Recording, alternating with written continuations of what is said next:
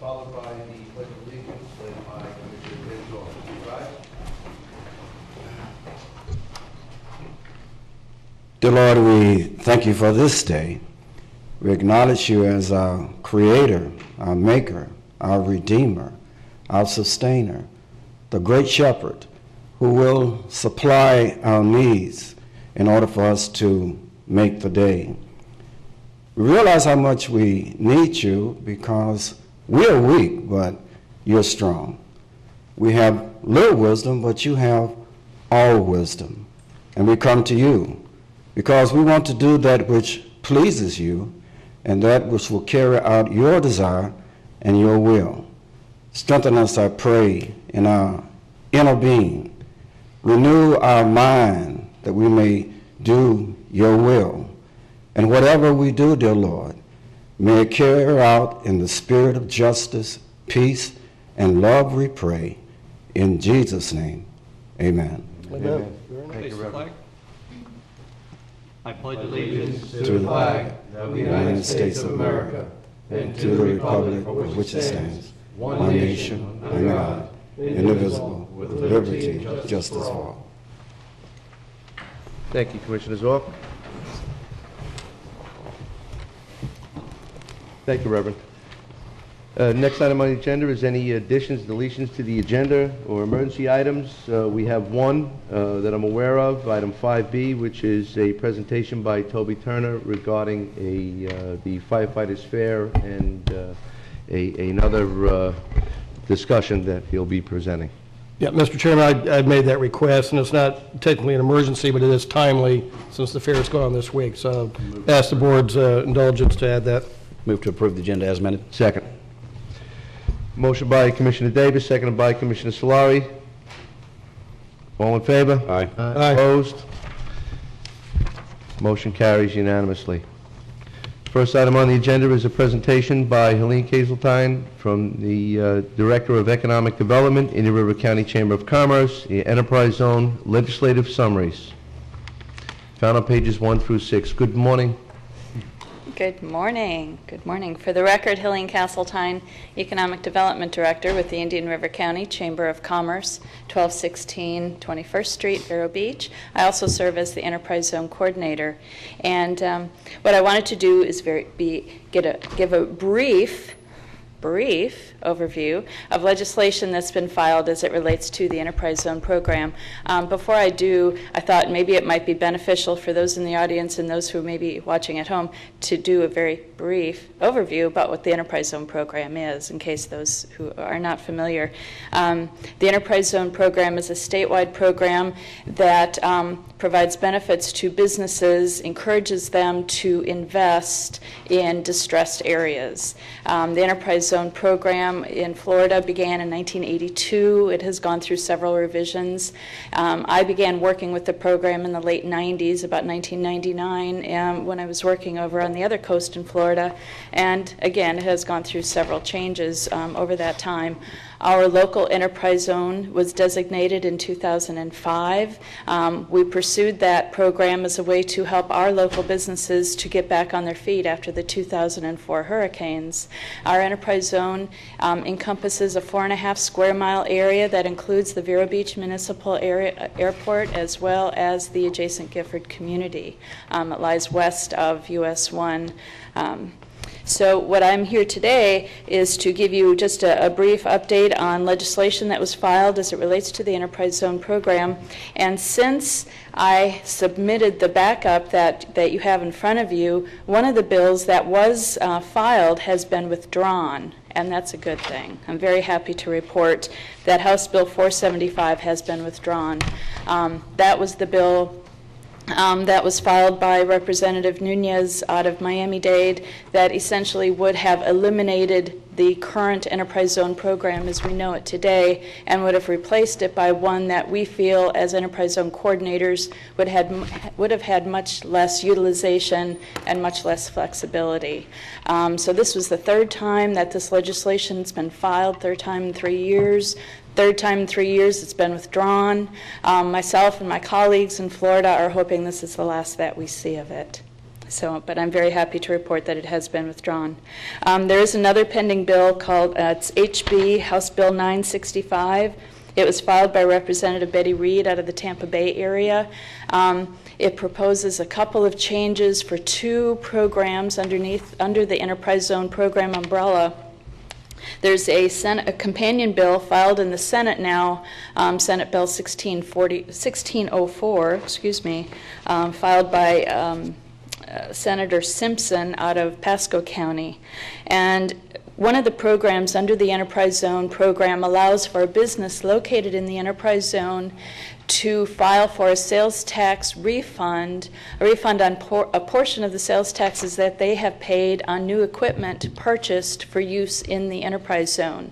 Currently, how the program is structured is that piece of equipment or whatever it is that they filed, the eligible equipment, would have to meet a $5,000 purchase price threshold.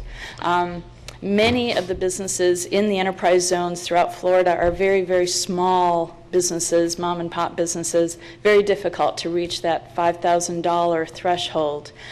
Even if they had an invoice that had multiple items on one invoice, each purchase on that invoice would have to meet that $5,000 purchase price threshold.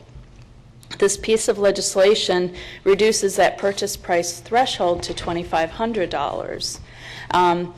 Myself and my colleagues around Florida, as well as the Enterprise Zone Development Agency members, feel this is a step in the right direction. However, we would like to see it go a step further and reduce that purchase price threshold to $500. When the program began years ago, that's what the threshold used to be. And in 2000, it was increased to $5,000. So we would support this legislation with that change, with that $500 instead of a $2,500 minimum price threshold. One of the members of the Enterprise Zone Development Agency even took that a step further and suggested that the legislation could allow businesses in the enterprise zone to aggregate all their purchases in a given time frame to meet that minimum price threshold. My suggestion is, keep it simple for now and just see if we can reduce that purchase price threshold to $500, just taking that a step further. The other part of that same bill, House Bill 965, also changes the criteria for another program under the enterprise zone called the Jobs Tax Credit. Currently, a business in the enterprise zone that creates a new job and fills that new job with an enterprise zone resident can take a percentage of that new employee's wages and apply it as either a credit on their sales tax that they collect and remit to the state of Florida, or as a credit on their corporate tax liability. The legislation being proposed would change the new job creation criteria. And let me quickly add, it's not that we're against new job creation. Of course we're not. That's what we're all about. However, what this would do is allow a business in the enterprise zone that had a job opening, if they hired someone who lived in the enterprise zone to fill that job opening, whether at a newly created job or not, they would then be able to access this program. So in summary, what we would suggest, we would support House Bill 965, but add that amended language to reduce the purchase price threshold to $500 under the Business Equipment Sales Tax Refund Program. And that, if you would be willing to support that, we would recommend that. And any questions? Thank you, Lee. Commissioner Solari. Yeah, thank you, Mr. Chairman. On the $500 threshold, as a member of the Enterprise Zone Committee, it came up with one, Oculina Bank, which was a success story for us, getting Oculina Bank into the enterprise zone. But they went to buy a bunch of computers, and it turned out that the computers were less than $5,000, though in aggregate they were well over $5,000. You can think about, we just did with the building department, with purchase of tablets. Tablets are about $500. If we were in the enterprise zone and bought 100 tablets, it would be a $50,000 purchase, but wouldn't qualify because of the threshold. So I think it's, in this case, a wise and prudent thing to go and support the lower threshold. So with that, if I may, I'd like to move that we accept the proposal And given that we only have a few more months with Alan, I'd like to see if we can get Alan to write a letter for us to send to the legislators in support of this. We have a motion? That's a motion. Motion by Commissioner Solari, Uh, seconded by myself. Okay, just under discussion, I don't have any problem with the $500 threshold, but to qualify for the tax credit just by filling an existing job, that means somebody could fire somebody or lay somebody off to create an opening to get a tax credit. And I don't think that's appropriate. So I'd rather see the wording say that it's a newly created job. Would just be my preference on that. How about Most me? certainly, I can appreciate that, but it's most appropriate, and it's a step in the right direction. Having been serving on the enterprise zone for many years, I saw the trials and tribulations of many of our applicants that would turn down because they've done too much, or they did not qualify by placing something in the right area in an appropriate time fashion. I think the constraints have to be somewhat softened up so that we can have the invitation that is meant by having an enterprise zone and having all of these tools in the toolbox. If I may, Commissioner Bryan, I can see your point. How about if the new employee is a resident of the enterprise zone, replace an employee who was not? So somebody's now working for the company, they live in St. Lucie County, and they depart, and a new person is hired, and that person is a resident of the enterprise Lives zone. locally. The other example, I guess, could be is the guy that lives on the block just outside the enterprise zone. And he gets Understood. fired. But the idea is that this is to support the enterprise zone, and as I understood, the enterprise zone and the people who live therein. So to that degree, it seems to fit the goals of the enterprise zone. It may be, but I think being consistent with all of our other incentive programs, that it's based on creation of new jobs, that this should be a newly created job to qualify for a tax credit. And not just fire somebody that happens to live a block away. So I'm going to fire you because you're outside the zone by a block, and hire somebody, your neighbor, street over, to get a tax credit. I think it should be a newly created job. One has to wonder how often would that actually occur when we have the lower level of participation in the enterprise zone, and that I don't believe that we would have the opportunity for what is, I guess is suggested is a fraud. Yeah, as an employee, I wouldn't fire someone just to get a tax credit. I don't No, think it's no. worth the value to the company. So I'm going to let the motion stand as it is. And I'll stand on the second. I will tell you, just as the enterprise zone coordinator, this particular jobs tax credit on either sales tax or corporate tax is not utilized very often. The sales tax refund programs, those are the ones that are utilized most often, very often in fact. But we've not had a lot of use under this, and it could be because of the criteria, I'm not sure. But we have not had a lot of utilization of the jobs tax credit program. And I should add, too, I did provide the same information to the Vero Beach City Council last week at their meeting, and they, too, opted to draft a letter in support with the mayor, under the mayor's signature. Thank you, Helene. Commissioner Solari, you want to restate the motion?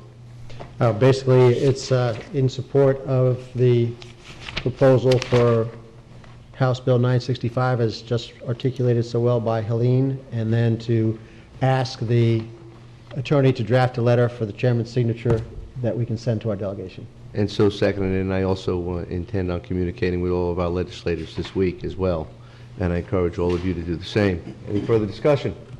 All in favor? Aye. Opposed? Nay. Motion carries 4-1 with Commissioner O'Brien dissenting. Okay, thank you. Thank you, Commissioners. And just as an aside, we are heading to Tallahassee this week, so we will be bringing that message with us when we meet with our delegates, and as well as some of the other key representatives. And please tell them we all said hi. I sure will. I Safe will. journey, and thank you. All right, thank you very much. Next item on the agenda, Mr. Toby Turner would like to speak.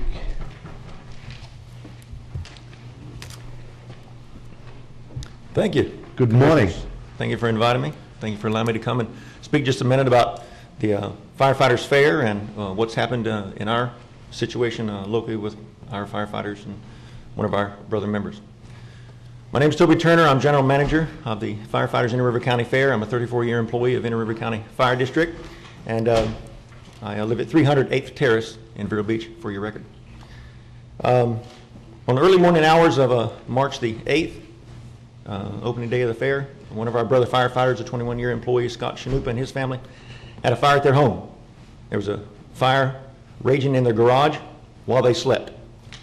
One of their family members happened to awaken, hearing the smoke detector in the kitchen, got up, notified the other family members. They then were able to gather the clothing that they could get on themselves, some of their animals, and all the family, and escape the home, reach some 911 by phone, and firefighting teams come to arrive at their home. The home was totally destroyed. The only thing they had is what they left their house with at 2:15 in the morning. The Firefighters Association is trying our best to assist them in locating some housing. The American Red Cross has put them up for temporary housing at a local motel for several more days, and then they have to find a place to live and to move into. They've lost everything. The fair itself, the Inner River County Fair Board, and Own It Now, one of our sponsors at the fair, has put together a raffle program at the fair that we're encouraging everyone to come out in the community and support the program by buying a $5 raffle ticket. You have an opportunity to win a living room set, a dining room set, or a bedroom set for a $5 raffle. Some people have come by and placed a $20 bill in and declined to even the raffle. Some people just come in and put $5 in and put their raffle name in it. So far, we've collected over $2,200 in the last 3 days of the fair. Our goal from that is that the whatever is not donated, is not won by the raffle ticket, that family will get those for their new home that they may find to rent or to move into. And then the raffle ticket winner will get that portion. It's important for us to check smoke detectors in our home. It's important to make sure that our safety features in our home are proper. If the smoke detector in this home had not been working, these people would not be with us today. You cannot smell smoke when you're asleep. It happened to be that one of the boys in the home, one of the family members, did hear it, was able to get up, notify them. The smoke was already head high in the occupancy. So it's very important for us. They would not be here today if it just happened to work out that way.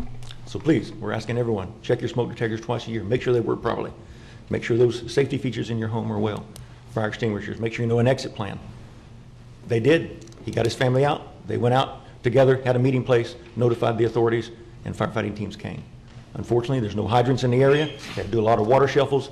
They did the best they could, but they were able to save their lives. That's what's important. From the fair standpoint, we're moving in the right direction. We've had good weather for the last 4 days. We expect maybe a little weather today.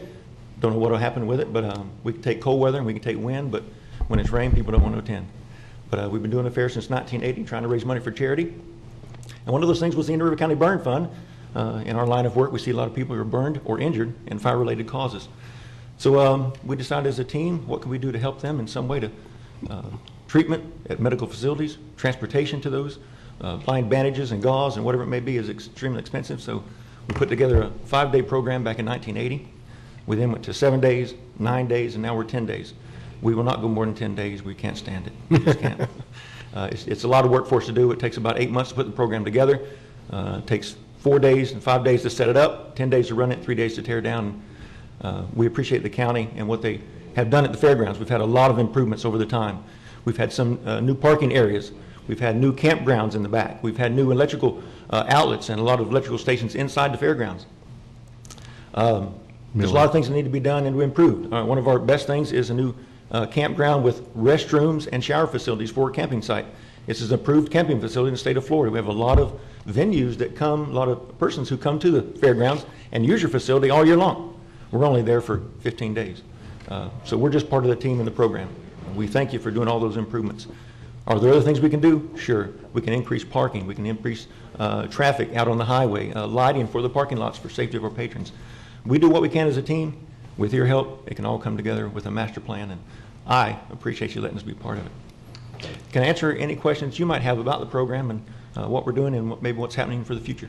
Thank you, Mr. Turner. You have worked so hard on this Firefighters Fair, and we were very fortunate to have the Indian River County firefighters man this event the way they do, and then return back to the community. Well, you're very kind. We got a lot of the people that work for us. Somebody has to be responsible, and that's me, but I have a lot of people that do their jobs, a lot of committee heads. There's 11 different committees, and those people are the ones that get the job done with people who work for them.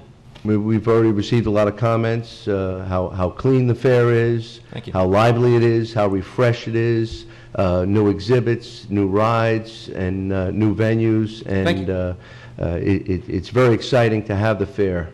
I think that Mr. Straight does an excellent job as well, providing a great fair. Right. With that, you mentioned about the unfortunate loss of a home, and there are a lot of people helping. I know many people that have gone to the fair. There are a lot of people that have contacted the Chanupa family individually and have donated clothing and other types of furniture and things to get their lives moving. Our association itself has set up a fund so that people can send money in, we can get it to them, and help them in some way. So I'd like you to talk about all the contact on that, because there may be some folks who do not choose to go to the fair, but Sure. they do want to help. So how can they directly help the Scott Chanupa and his family?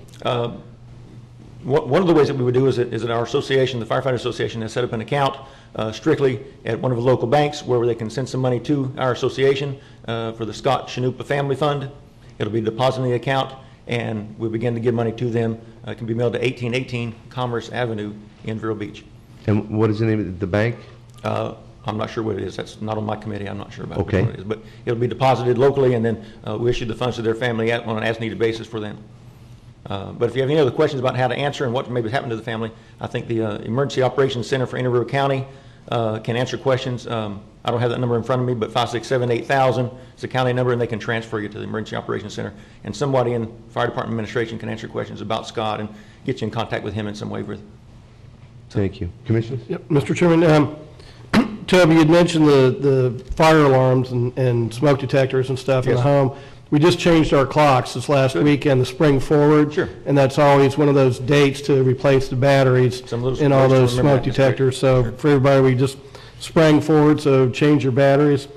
And Toby, just to clarify, because you went through it a little quick, but the local furniture rental store, Own It Now, they're going to donate 2 full sets of furniture.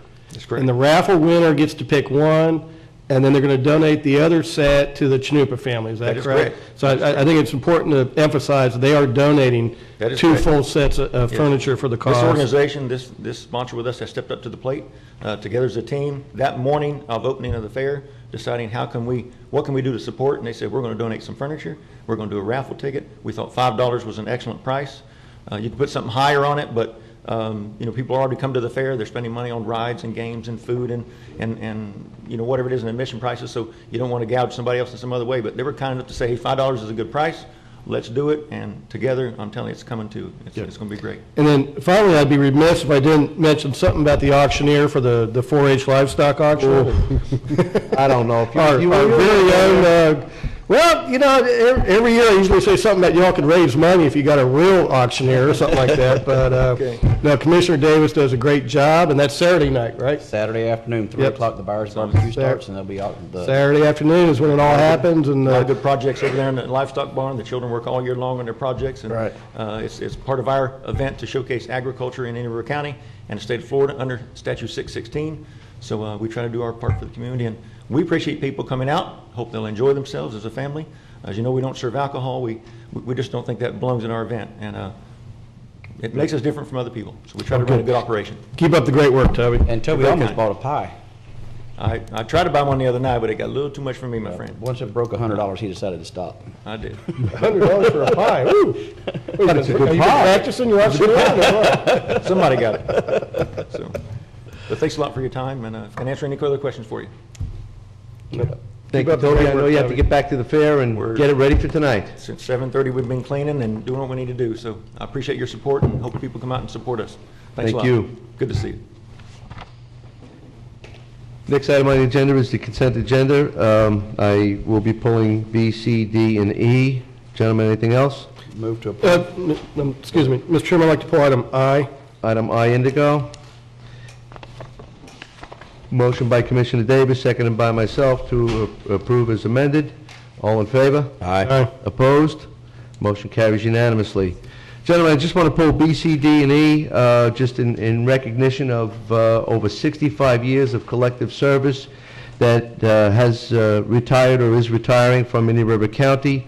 And item B is, that's Chuck Lenixis, and from the Recreation Department, 10 years of service. And then Tommy Ellis from Utility Service, 19 years of service. Benjamin Sullivan from the Utilities Department, 20 years of service.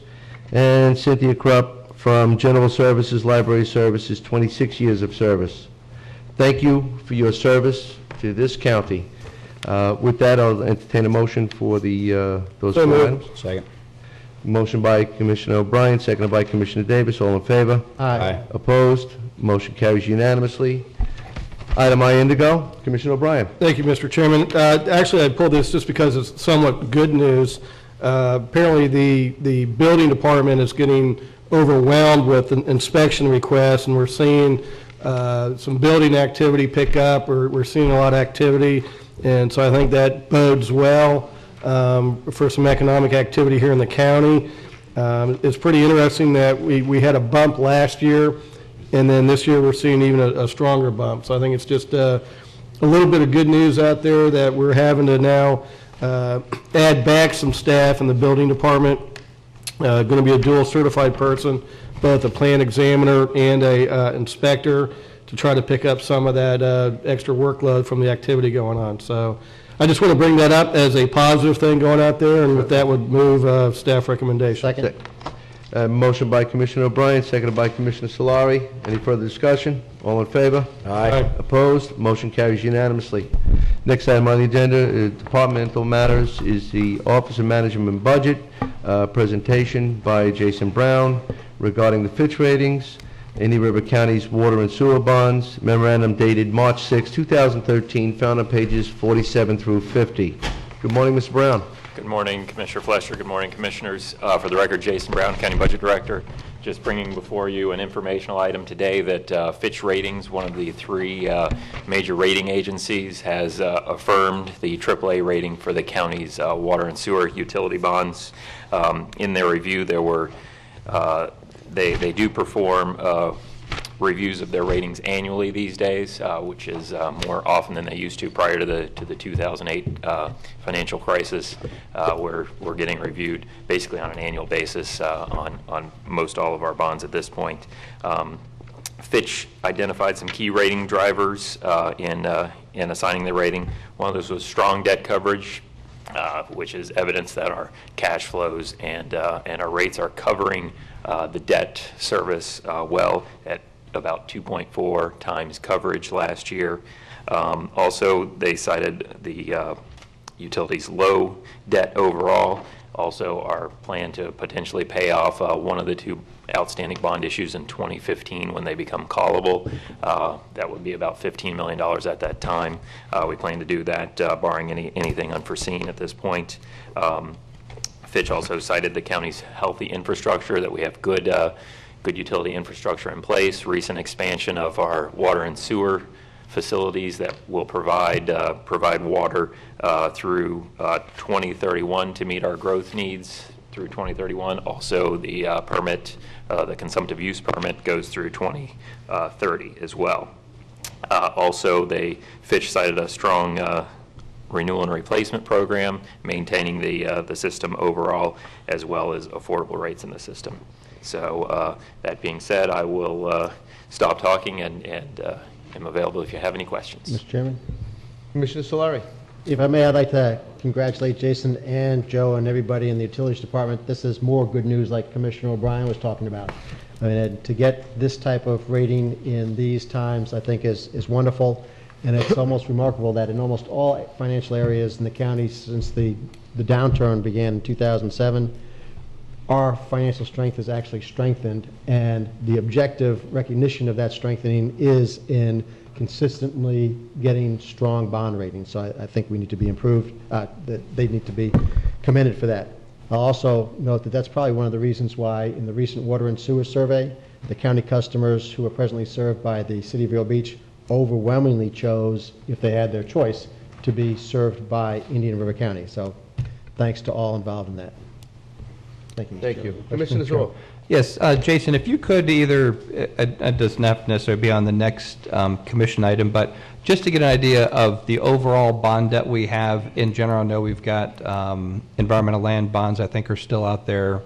It's just kind of a summary sheet of origination date, originating amount, approximate balance, if it has a call date and the interest rate, just to kind of get a little snapshot of where we're at.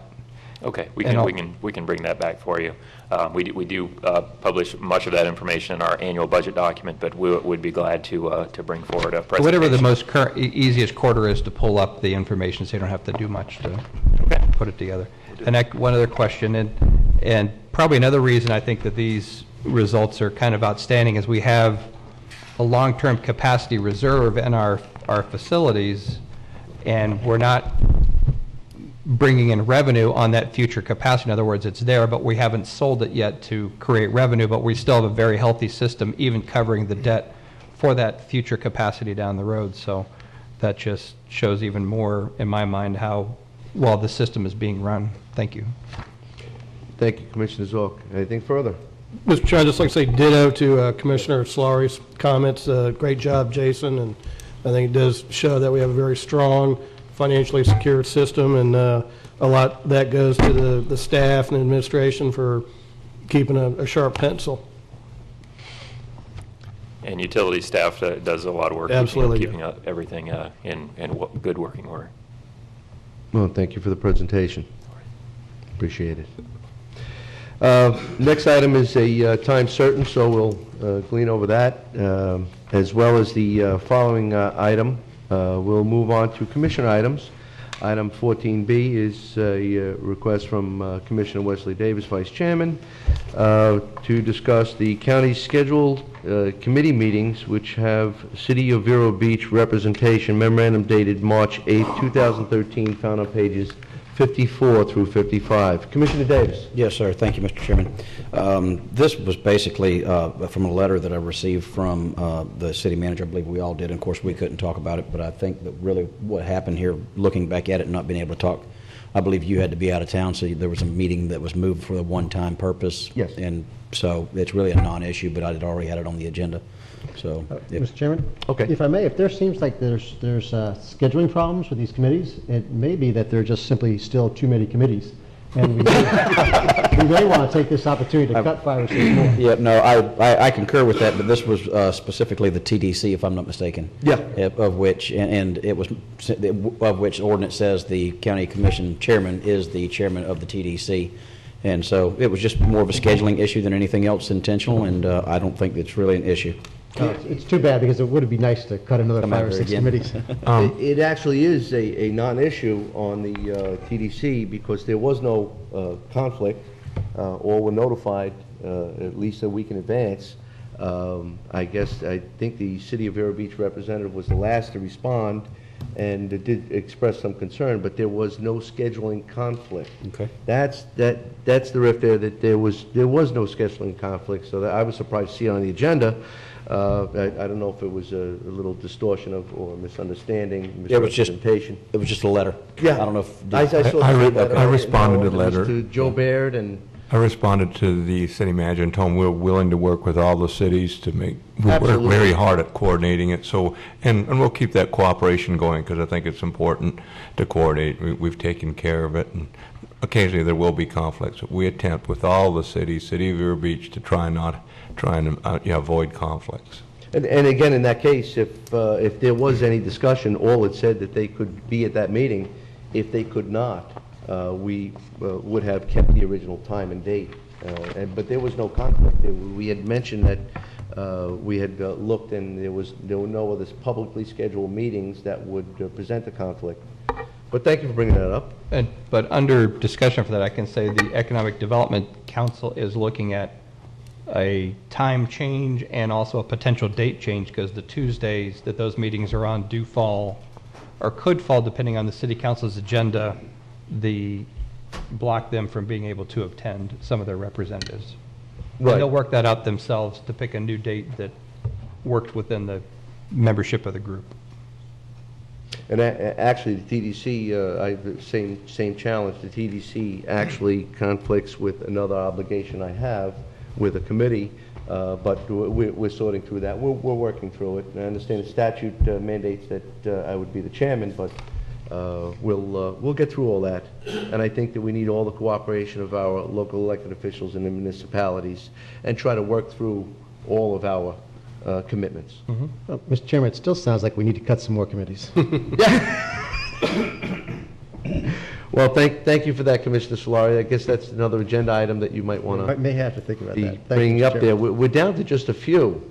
No, it's more than a few. I mean, there's still like 30 or so. And if you look at, each one of us has 6 or 7, so it's well over 30 there, and that doesn't even include all of them. So, you know, if we can pare it down to single digits over time, that'd be a plus. I like the fact that we have community-spirited individuals that have expertise that will share it with us in a committee-like environment. But I think once we solve all the problems, then the committee can go away. Yeah, I'd say so, but we might still have some challenges, even though we're doing very well. Thank you. All right, next item, is there anything further? Yes, sir. Thank you, Commissioner Davis. Next item on the agenda is from Commissioner Solari, a discussion on Walk in My Shoes, memorandum dated March 12, 2013, found on pages 56 through 57.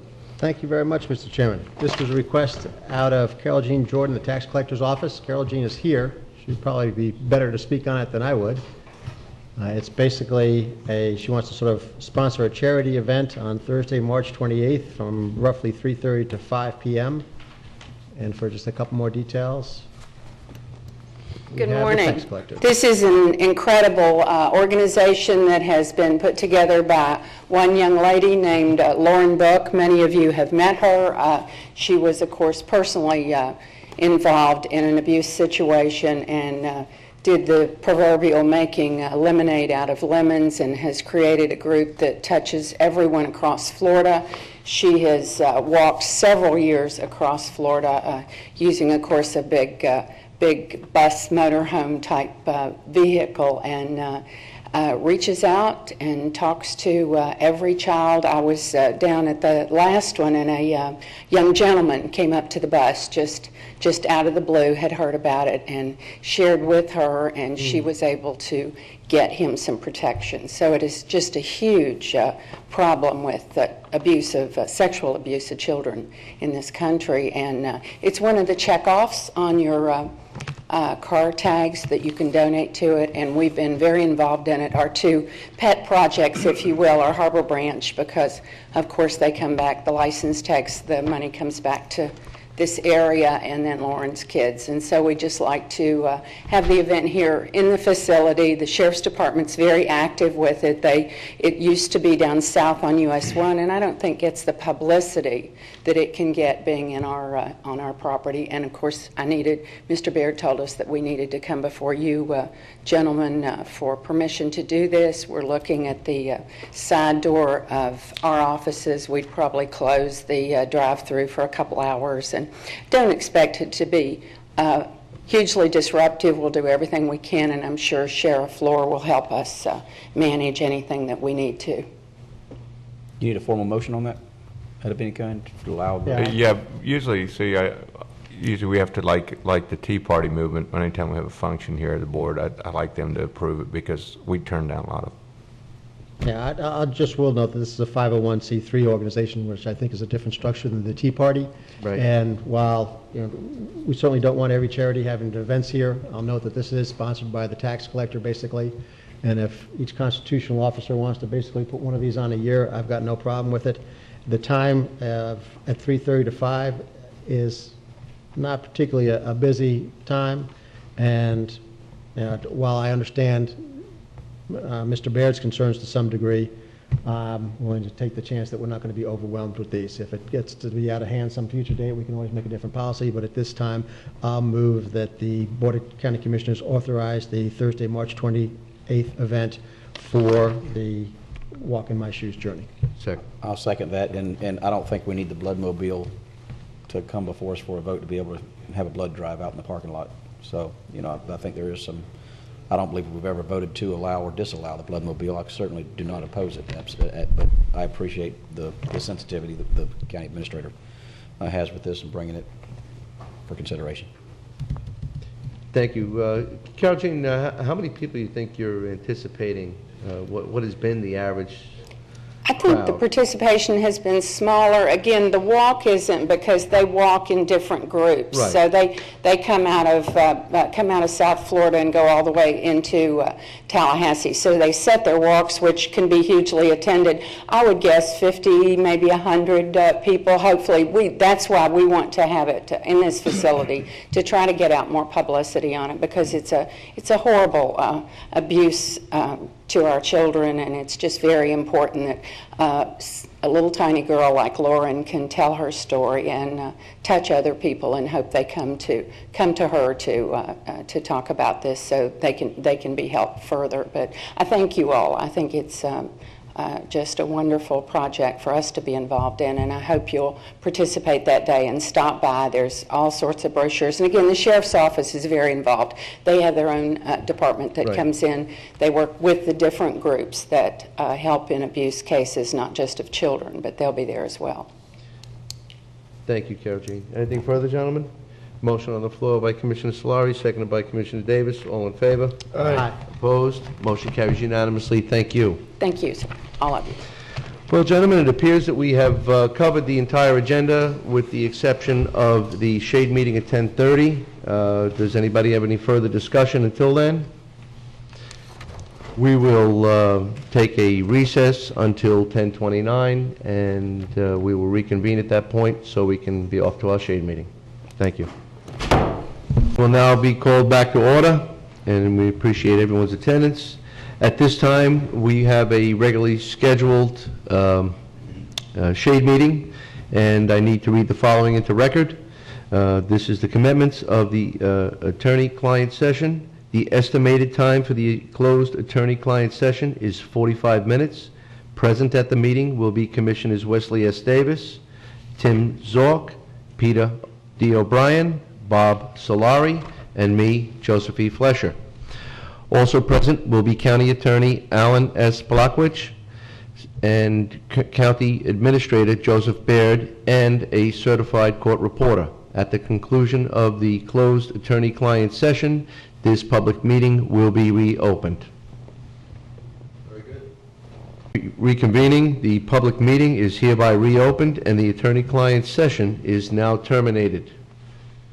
With that, gentlemen, we have item 13B, which is the discussion on mensing lawsuits, memorandum dated March 6, 2013, found on page 53.